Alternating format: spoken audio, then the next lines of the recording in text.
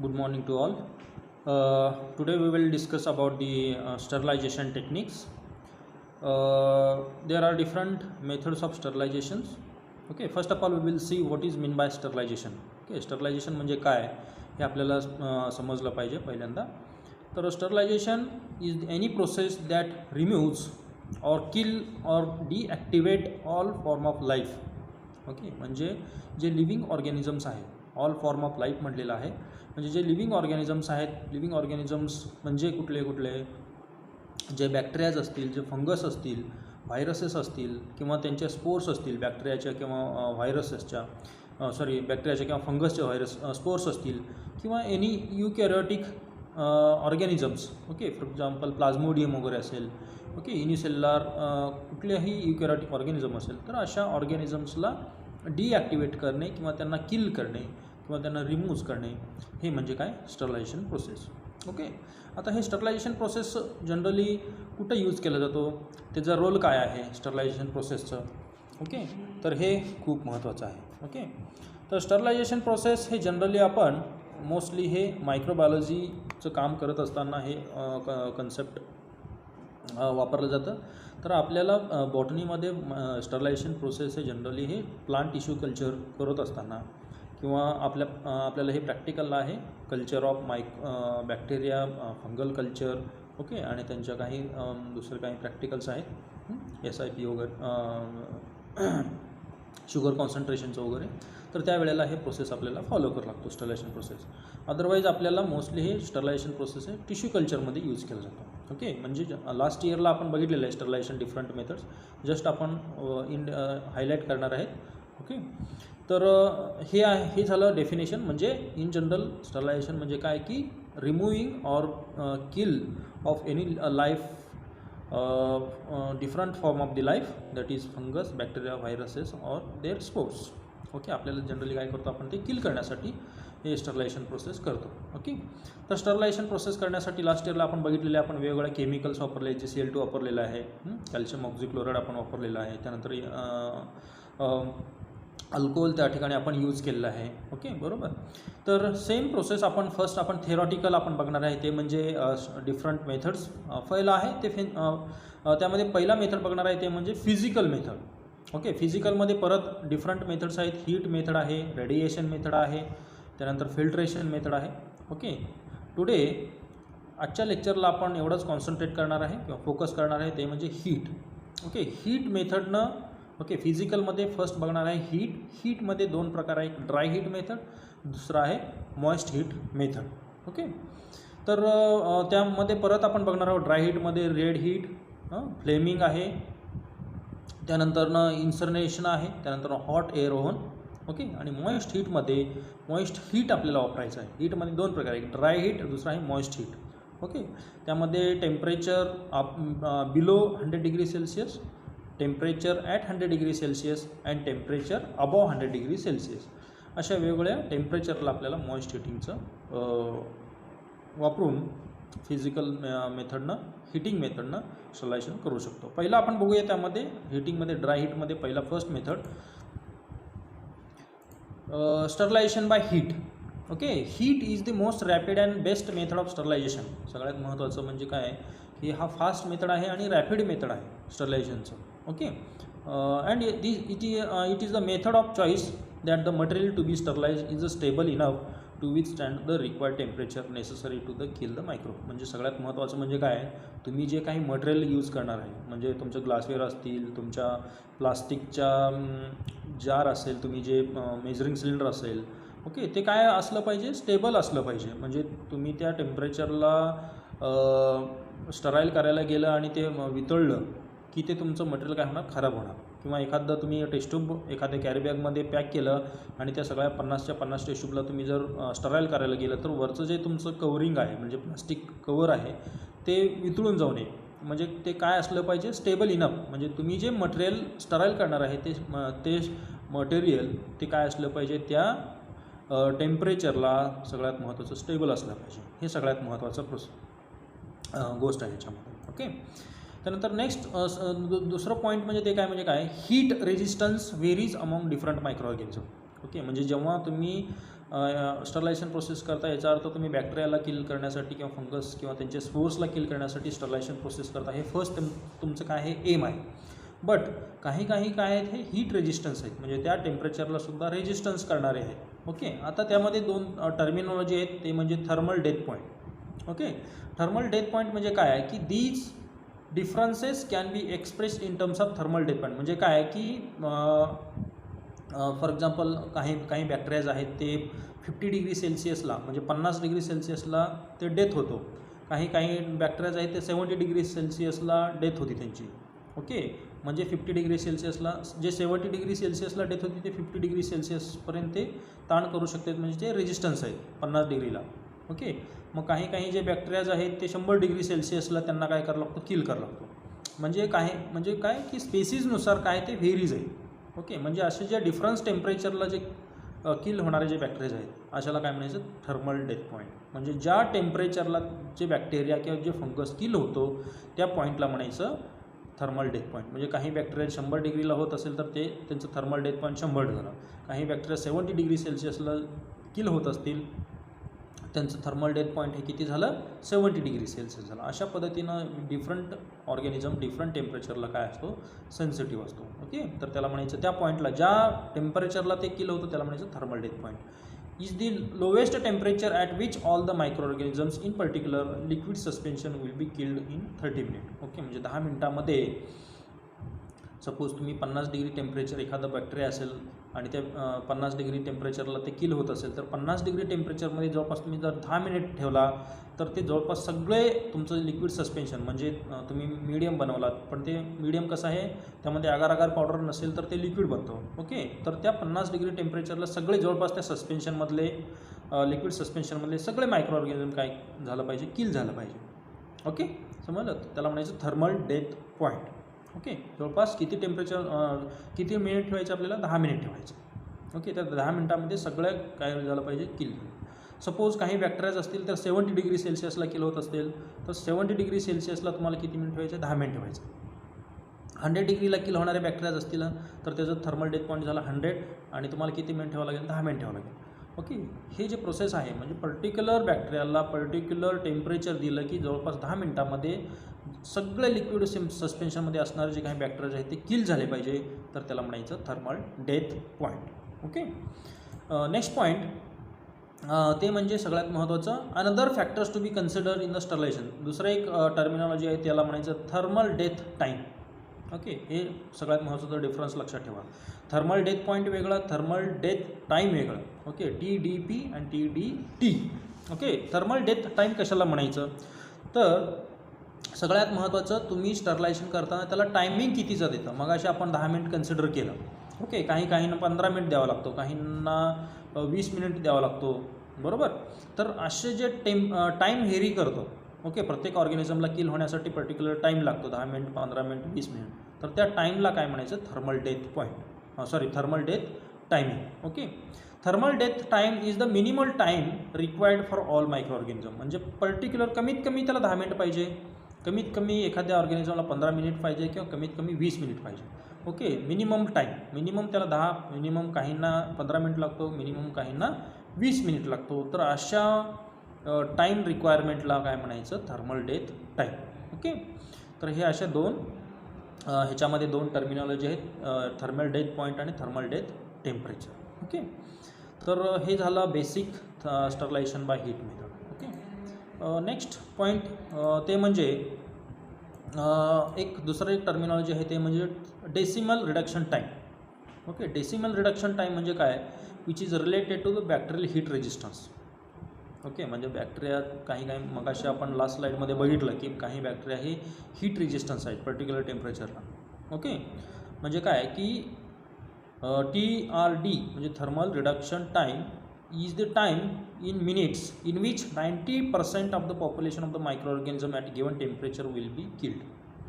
Okay, म्हणजे thermal reduction पॉईंटला जवळपास 90% बॅक्टेरिया किल होते, नॉट 100%. ओके, म्हणजे 10% बॅक्टेरिया हे हीट रेजिस्टन्स आहे. ओके, त्याला म्हणायचं डेसिमल रिडक्शन टाईम. ओके, आता heat is employed either as a dry heat or moist heat. Okay, आपण हीटिंगबद्दल बोललो आतापर्यंत सगळं. ओके, हीटिंगमध्ये 3 टर्मिनॉलॉजी बघितले. एक थर्मल डेथ पॉईंट म्हणजे काय आपण बघितलं, थर्मल डेथ टाईम म्हणजे काय आपण बघितलं, आणि डेसिमल रिडक्शन टाईम म्हणजे काय बघितलं. ओके, तर आता हे हीटमध्ये आपण पहिला फर्स्ट स्लाईडमध्ये बघितलेलं आहे. हीट मेथडनं आपण स्टरलायझेशन करतो. त्यामध्ये 2 मेथड वापरायचे आहेत आपल्याला, एक ड्राय हीट, दुसरा आहे मॉइस्ट हीट. ओके, पहिला आपण बघूया ते म्हणजे sterilisation by dry heat. Dry heat मेथडनं काय की dry heat is frequently used for the sterilisation of glassware. शक्यतो आपण ड्राय हीट कशासाठी वापरतो, ग्लासवेअर करण्यासाठी. म्हणजे तुमचे टेस्ट ट्यूब्स असतील, बीकर असतील, ओके, फोर्सेप असेल, ओके, जे काही ग्लासवेअर किंवा स्टील मटेरियल जे आहे, तर अशा लॅबोरेटरी इक्विपमेंट बाकीच्या असल्या, ओके, टेस्ट ट्यूब स्टँड वगैरे असेल, ओके, त्यानंतर तुमचा फोर्सेप असेल, ओके, किंवा तुमच्या बॉटल्स असतील की ज्याच्यामध्ये तुम्ही टिश्यू कल्चर मीडिया करणार आहे. ओके, तर अशा ग्लासवेअर किंवा लॅबोरेटरी इक्विपमेंट स्टराईल करण्यासाठी जनरली काय केलं जातं, ड्राय हीट मेथड यूज केला जातो.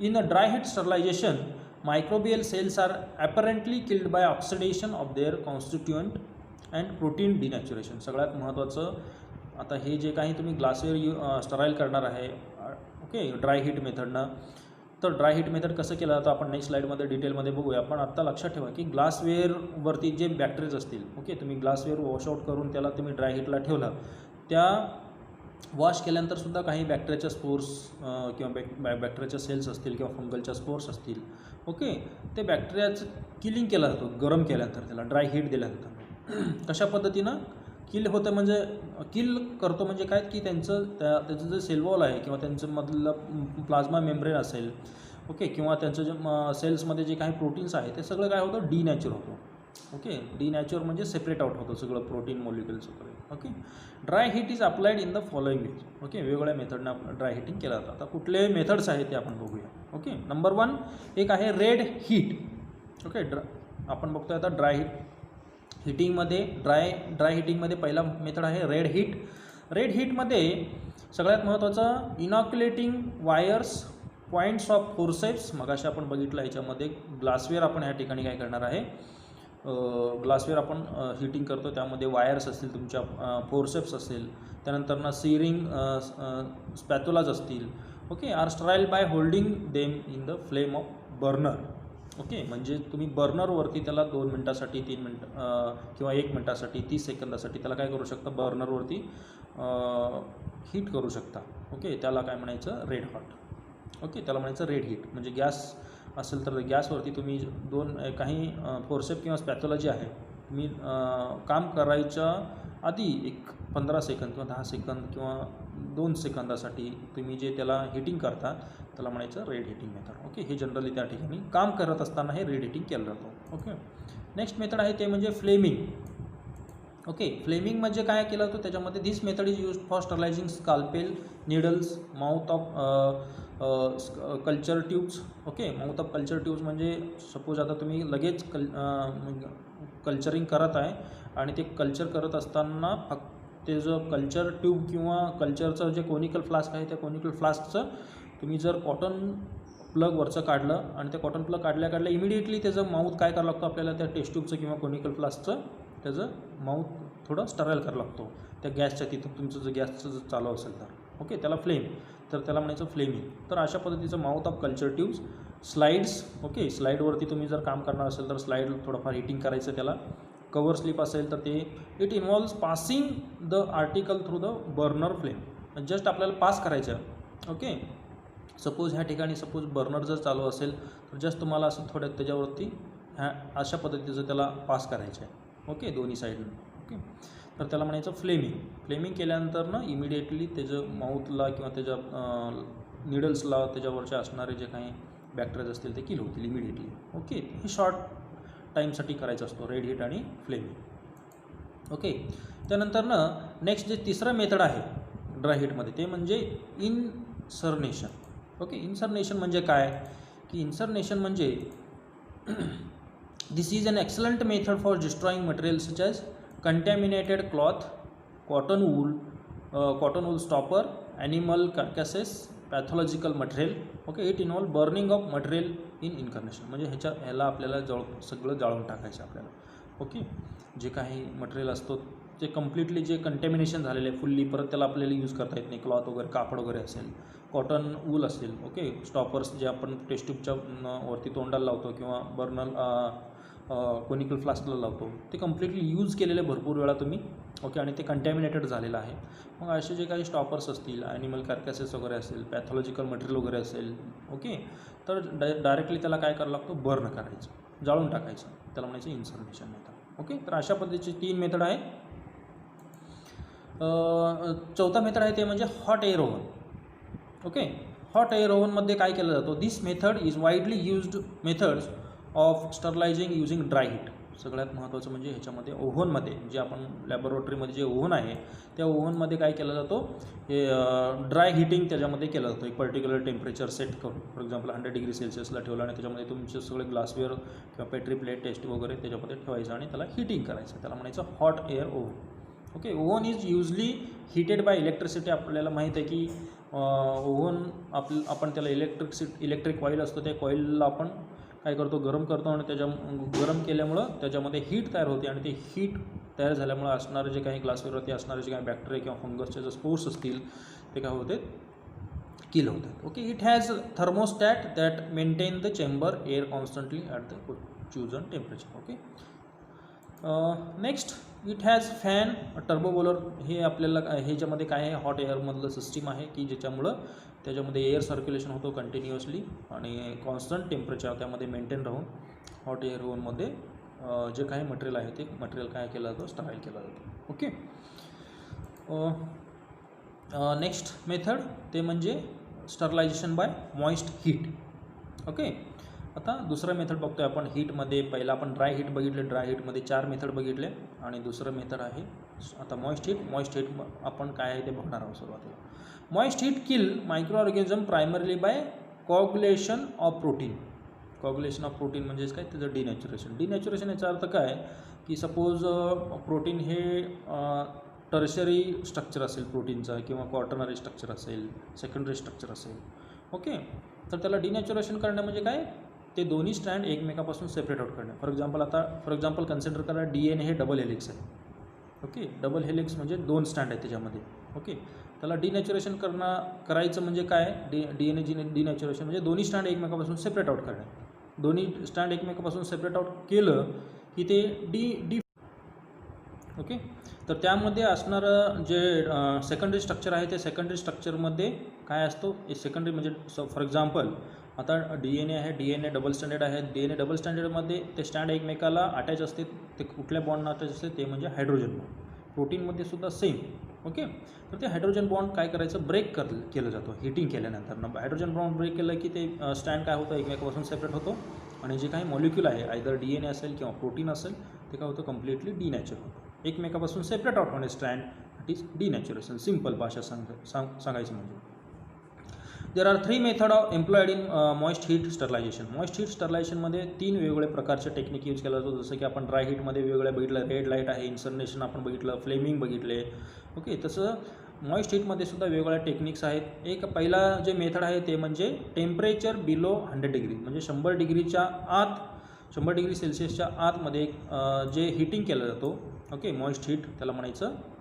ते त्याला एक वेगळ्या कॅटेगरीमध्ये ठेवलेले ते म्हणजे temperature below 100 degree Celsius. The process of heating a liquid food or beverages either at 62 degree 0.8 degree Celsius म्हणजे एवढ्या डिग्री सेल्सिअसला for 30 minute or 70 degree Celsius for 15 second. Okay, म्हणजे तुम्ही जर 62.8 डिग्री सेल्सिअस 30 मिनिट ठेवलं किंवा 72 डिग्री सेल्सिअस म्हणजे 72 degrees for 15 second. Okay, temperature वाढवलं आणि टायमिंग कमी केलं. इथं टेम्परेचर कमी केलं पण टायमिंग वाढवलेलं आहे. हे दोन्ही कुठले पण एका टेम्परेचरला किंवा टायमिंगला ओके तुम्ही काय करू शकता. एखादं लिक्विड फूड असेल, लिक्विड फूडमध्ये कुठलं पण एखादं लिक्विड फूड वगैरे तुम्ही बनवलेलं असेल. ओके, किंवा बिहेवरेजेस असेल. ओके, लिक्विड वगैरे, तर त्याची सेल्फ लाईफ वाढवण्यासाठी, त्याचे कालावधी वाढवण्यासाठी आपण एखादं फूड आपण घरी बनवतो. ओके, तर ते जास्त वेळ टिकून ठेवण्यासाठी आपण त्याला 2 ते 3 वेळा काय करतो, गरम करतो. ओके, म्हणजेच हिटिंग करतो. याचा अर्थ काय, त्याच्यामध्ये असणारे जे काही बॅक्टेरिया आहेत ते बॅक्टेरिया किल करतो जेणेकरून ते बॅक्टेरिया त्यामध्ये वाढू नये. अदरवाईज बॅक्टेरिया जर ग्रो केले की ते फूड काय होतो, स्पॉईल होतो. तर फूड स्पॉइलेज टाळण्यासाठी आपण काय करतो, हे 100 डिग्री सेल्सिअस म्हणजे 62 म्हणजे 60-70 डिग्री टेम्परेचरपर्यंत आपण त्याला काय करतो, एक 5 मिनिट वगैरे आपण गरम करतो कुठलं पण फूड. सेम प्रोसेस मायक्रोबायोलॉजीमध्ये सुद्धा सेम प्रोसेस आहे. ओके, म्हणजे दूध आपण गरम करतो. ओके, सपोज आपण दिवसातून एकदाच त्याला गरम केलं की ते दुसऱ्या दिवशी काय होणार, ते खराब होणार. ओके, आपण दूध तर सकाळी एकदा आणि दुपारी आणि संध्याकाळी एकदा तापवलं की ते दुसऱ्या दिवशी इव्हन तिसऱ्या दिवशी पण तो टिकतो. ओके, सेम प्रोसेस आपल्याला तेच सायंटिफिकली आपल्याला काय करायचं इथं, त्याचं सेल्फ लाईफ वाढवण्यासाठी कुठल्या पण लिक्विड फूडचं काय करायचं, आपल्याला त्याला हीटिंग करायचं. ओके, त्याला म्हणायचं temperature below 100 degree Celsius. Okay, it should be noted that pasteurization process kill only vegetative cells but not spores. Okay, सगळ्यात महत्त्वाचं म्हणजे काय की ह्या मेथडनं ओके टेम्परेचर बिलो 100 डिग्री सेल्सिअसनं तुमचे फक्त जे सेल्स आहेत ते सेल्स किल होते, बट त्या सेल्सचे जे स्पोर्स असतील तर ते नाही किल होत. तर त्याला वेगळं टेक्निक वापरावं लागतं. ओके, तर हे मेथड्स आपल्याला यूज करायचे ओनली लिक्विड फूड किंवा बेव्हरेजेस. ओके, तर दुसरा टेक्निक आहे ते म्हणजे temperature okay at 100 degree Celsius. दुसरं मेथड ओके, म्हणजे 100 डिग्री टेम्परेचरला काय काय आपण करू शकतो, 100 डिग्री सेल्सिअसला आपल्याला हिटिंग करून ते मेथडनं आपल्याला काय काय करू शकता येते. ओके, फर्स्ट आहे ते म्हणजे वॉटर ॲट 100 डिग्री सेल्सिअस म्हणजे बॉइलिंग. ओके, म्हणजे तुम्ही त्याला बॉईल करू शकता. 100 डिग्री सेल्सिअस म्हणजे boiling temperature. Boiling is one of the most heat sterilization method. It kill vegetative form of bacteria, pathogen, almost all type of viruses, fungi including their spores within 10 minute. म्हणजे 100 degree तापमानाला 100 degree Celsius for 10 minutes, usually much faster. Okay, म्हणजे 10 minute आपल्याला ठेवायचं म्हणजे जेणेकरून त्यामध्ये असणारे जे काही हे आहेत बॅक्टेरिया, फंगल स्पोर असतील ते किल होतील. Okay, most vegetative bacteria will die in 5 to 10 minute when immersed in boiling water. म्हणजे सपोज तुम्ही एखादा टेस्ट ट्यूब घेतला आणि त्या टेस्ट ट्यूबवरती असणारे जे काही बॅक्टेरियाज आहेत तुम्ही ते टेस्ट ट्यूब बॉइलिंग वॉटरमध्ये फक्त डीप केलं 5 ते 10 मिनिट.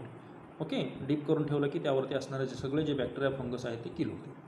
ओके, ह्याला म्हणायचं वॉटर इन 100 डिग्री सेल्सिअस. म्हणजे बॉइलिंग वॉटरमध्ये फक्त तुम्ही त्याला काय करायचं 5 ते 10 मिनिट ठेवायचं. नंतर दुसरं आहे steaming at 100 degree Celsius. Okay, त्याला वाफ दिलं तुम्ही 100 डिग्री तापमानाचं. ओके, आता आपण काय बघतो टेम्परेचर ॲट 100 डिग्री 100 डिग्री सेल्सिअसला आयदर तुम्ही बॉईल करा किंवा त्याला स्टीम द्या. ओके, वाफ द्या 100 डिग्री सेल्सिअस, त्याला म्हणायचं टिंडलायझेशन प्रोसेस. दुसरा एक शब्द आहे जे तुम्ही स्टीमिंग करता 100 डिग्री सेल्सिअसला त्याला म्हणायचं टिंडलायझेशन प्रोसेस. ओके, टिंडलायझेशनमध्ये काय केलं जातं, it is process discovered by John टिंडल. John टिंडल हे सायंटिस्टनी शोधून काढलं म्हणून त्याला टिंडलायझेशन प्रोसेस असं म्हटलं जातं. In 19th century for the sterilization substance to kill the spores of bacteria. म्हणजे बॅक्टेरियाचे स्पोर्स किल करण्यासाठी त्याने एक टेक्निक शोधत होता.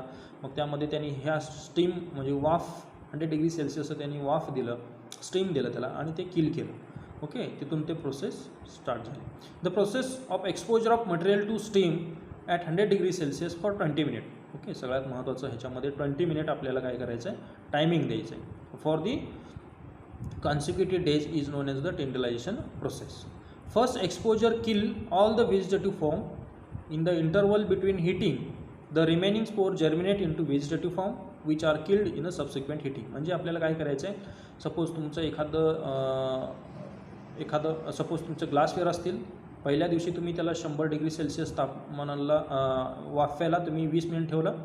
ओके, त्याच्यावरचे असणारे सगळे व्हेजिटेटिव्ह सेल्स जे आहेत ते काय होतील, किल होतील. दुसऱ्या दिवशी काही स्पोर्स जर राहिले असतील ते स्पोर्स जर्मिनेट झाले.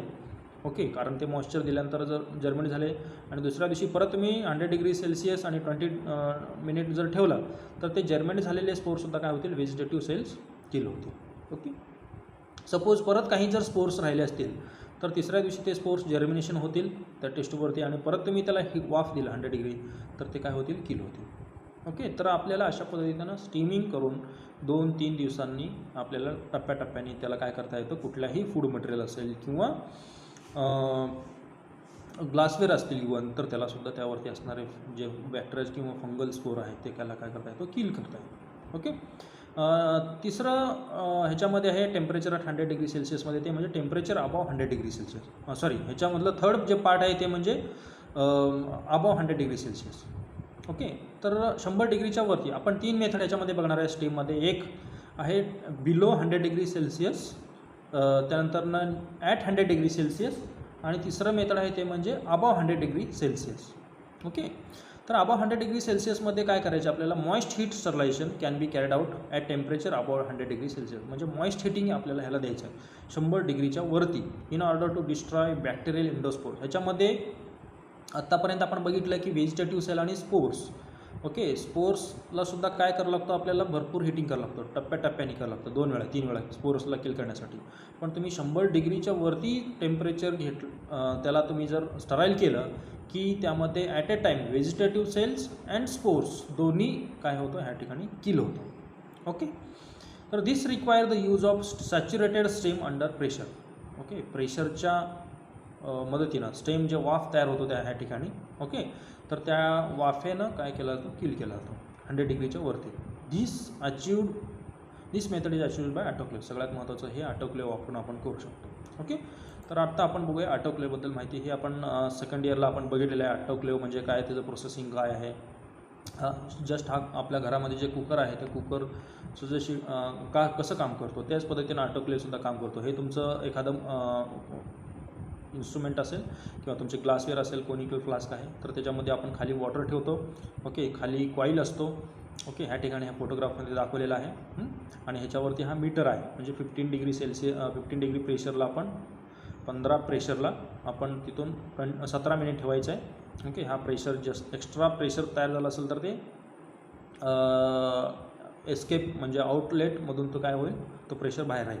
म्हणजे 15 डिग्री पर्यंत 15 PSI पर्यंत ह्याच्यावरती प्रेशर मेंटेन होईल तो. ओके, तर ह्याच्यामध्ये आपल्याला काय करता येतो, हाय प्रेशर म्हणजे ह्याच्यामध्ये जे प्रेशर तयार होईल ते प्रेशरचं जे हीट आहे ते अबाव 100 डिग्री सेल्सिअस असणार आहे. ओके, त्यामुळे ह्याच्यामध्ये असणारे जे काही फंगस आणि स्पोर्स आहे ते सगळं किल होते. ओके, आणि अशा पद्धतीनं आपल्याला ह्याच्यामध्ये जे ग्लासवेअर असेल, तुमचं जे मीडिया आहे बनवलेलं, ओके, तर मीडिया सगळं कम्प्लिटली काय होतो, स्टराईल होतं. Okay, this autoclave sterilisation using the autoclave is most effective when organism is either contacted by steam directly or contained in a small volume of aqueous liquid. Okay, म्हणजे तुम्ही ह्याच्यामध्ये primary water वगैरे ठेवता. Primary वॉटरला त्याला काय करता, तुम्ही heating केल्यानंतर त्याचं वाफ तयार होत होतं आणि ते वाफेचं जे प्रेशर आहे त्या प्रेशर हीटचं जे प्रेशर आहे त्या हीटच्या प्रेशर अंडर सगळ्या ऑर्गॅनिझमचं काय होतं, किलिंग होतं. तर अशा पद्धतीचं हे ऑटोक्लेव्ह वापरून आपण डिफरंट टाईपचं इन्स्ट्रुमेंट असेल, कल्चर मीडिया असेल, ड्रेसिंग मटेरियल असेल तुमचं ॲप्रोन वगैरे, त्या ॲप्रोनला तुम्ही कॅरीबॅगमध्ये ठेवलं आणि ते कॅरीबॅग आतमध्ये ठेवलं. त्यानंतर ना ॲप्लिकेटर असेल, तुमचे सोल्युशन्स असतील, सिरिंज असेल, जे काही तुम्ही मटेरियल प्रॅक्टिकलसाठी यूज करणार आहे ते सगळे मटेरियल ह्याच्यामध्ये तुम्ही काय करू शकता, स्टराईल करू शकता. तर अशा पद्धतीनं आपण हीट वापरून कुठल्या गोष्टी आपण स्टराईल करू शकतो हे आपण बघितलं. नेक्स्ट लेक्चरला आपण बघणार आहे रेडिएशन मेथड. रेडिएशन मेथडनं आपण स्टरलायझेशन प्रोसेस कसं करू शकतो हे आपण नेक्स्ट लेक्चरला बघूया. ओके.